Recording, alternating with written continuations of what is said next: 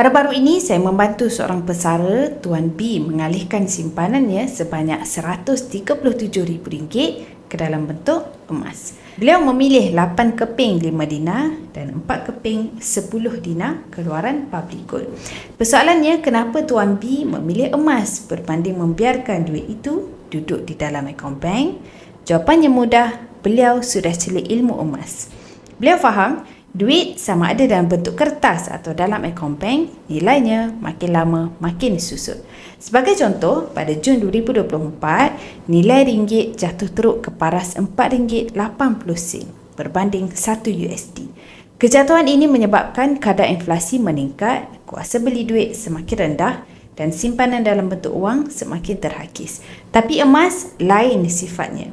Emas adalah aset yang ada appreciation value, bermakna nilainya naik dalam jangka panjang dan kuasa belinya kekal. Dengan emas, simpanan bukan sahaja selamat, malah terpelihara dari inflasi. Inilah sebabnya semakin ramai pesara dan mereka yang celik kewangan mula tukarkan sebahagian besar simpanan mereka kepada emas. Emas bukan soal minat, tapi soal melindungi kekayaan yang sudah dikumpul seumur hidup.